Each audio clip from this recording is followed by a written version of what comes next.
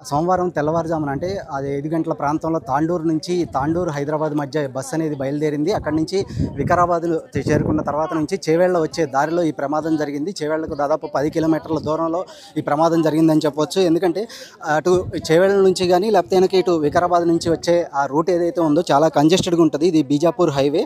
ముఖ్యంగా చూసుకుంటే ఉదయం 6:30 ప్రాంతంలో ఈ బస్సు ప్రమాదం జరిగినట్లుగా కూడా అటు ఫైర్ డిపార్ట్మెంట్కి సంబంధించిన అధికారులు కానీ పోలీస్ అధికారులు కానీ చెప్తున్నారు. వాళ్ళు చెప్తున్న దాన్ని బట్టి చూస్తే ఒక టిప్పర్ లారీ ఇటు చేవెళ్ళ వైపు నుంచి వస్తుంది.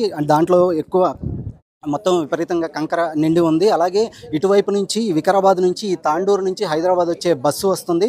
ఆ బస్సు రెండు కూడా మీర్జాగూడ గేట్ దగ్గరికి వచ్చిన తర్వాత ఒక్కసారిగా ఢీకొనడంతో ఈ ప్రమాదం జరిగినట్లుగా కూడా ఫైర్ సిబ్బంది కానీ అలాగే పోలీసు సంబంధించిన అధికారులు ప్రాథమికంగా ఇప్పటివరకు గుర్తించారు. ఈ ప్రమాదంలో ఇప్పటివరకు 19 మంది చనిపోయినట్లుగా అధికారులు చెప్తున్నారు. మరికొంతమంది కూడా గాయపడినట్లుగా చెప్తున్నారు. వాళ్ళందరినీ కూడా చేవెళ్ళ అలాగే వివిధ ప్రాంతాలకు తరలించి వాళ్ళకి పోయింది. అలాగే కింద వీల్ ఏదైతే ఉందో ఆ వీలు కూడా పూర్తిగా వంకరపోయింది. మడ్గేర్ ప్రాంతం ఉంటారు కదా ఇంజన్ దగ్గర, అది చూడండి మొత్తం వంకరపోయి మొత్తం అంతా కూడా కంకర నిండిపోయింది. అంటే ఒక్కసారిగా ఈ ప్రమాదం జరిగినప్పుడు దాంట్లో ఏదైతే అంటే టిప్పర్లో ఉన్న కంకర ఏదైతే ఉందో ఆ కంకర పూర్తిగా కూడా బస్సులో ఉన్న ప్రయాణికుల మీద పడిపోయింది. ఆ మొత్తం ప్రయాణికుల మీద పడటంతో ఊపిరాడని పరిస్థితి ఏర్పడింది. ఒకవైపు తీవ్ర గాయాలు అవ్వడం ప్రయాణికులకి, ఇంకోవైపు దాదాపు 5 నుంచి 6 అడుగుల ఎత్తు ఆ కంకర పడిపోవడం వల్ల మొత్తం కూడా ఊపిరాడకుండా కావడంతో గాయాలు అలాగే ఇటువైపు ఊపిరాడడం, ఈ రెండింటి కారణంగా ఈ మృతుల సంఖ్య అనేది ఎక్కువగా ఉన్నట్లు కూడా ఫైర్ సిబ్బంది చెబుతున్నారు. వాళ్ళు వచ్చిన తర్వాత మొత్తం ఆ కంకరను తీసి ఆ కంకరలో నుంచి ఆ మృతదేహాలను వెలికి తీయడం కూడా చాలా ఇబ్బందికరంగా మారిందని కూడా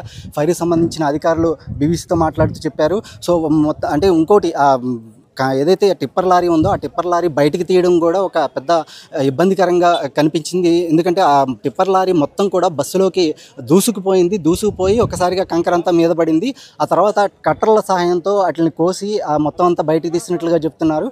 సో ఇంకోవైపు బస్సుకి ఇది లెఫ్ట్ సైడ్ ప్రాంతం అనమాట. ఈ లెఫ్ట్ సైడ్ ప్రాంతం చూడండి, ఇటు సైడ్ కూడా మొత్తం అంతా విరిగిపోయిన పరిస్థితి కనిపిస్తుంది. అలాగే మీరు వెనక నుంచి కేవలం ఒక 4 రో సీట్లు మాత్రమే మిగిలి ఉన్నాయి. అంటే బ్యాక్ సైడ్ రోతో పాటు తర్వాత ఉన్న 3 అంటే 3+2 సీటింగ్ ఉంటుంది. ఈ బస్సులో కూడా సీట్లు అనేది ఎక్కడా లేకుండా పోయి ఇంకో సైడ్ అంటే ఇటు డ్రైవర్తో పాటు ఇటువైపు కండక్టర్ కూర్చుంటారు కదా, కండక్టర్ కూర్చున్న వైపు చూస్తే కండక్టర్ సీటు పూర్తిగా వంగిపోవడంతో పాటు మొత్తం అంతా కంకర అంతా కూడా ఇటు బస్సు లోపలికి డంప్ అయిపోయింది అనమాట. ఆ క్రమంలోనే ఆ తీవ్రత ఎంత ఉందో చెప్పడానికి ఇది ఒక చిన్న నిదర్శనం. ఎందుకంటే ఆ సీట్లన్నీ కూడా విరిగిపోయి పక్కకు పడిపోవడం, ఇవన్నీ కూడా అంటే బస్సులో పార్ట్ ఏదైతే ఉందో ఆ పార్ట్లు పూర్తిగా కూడా కింద బేస్మెంట్ కాకుండా పై పార్ట్ మొత్తం అంటే సీట్ల నుంచి మొదలుకుంటే పై పార్ట్ మొత్తం కూడా ధ్వంసం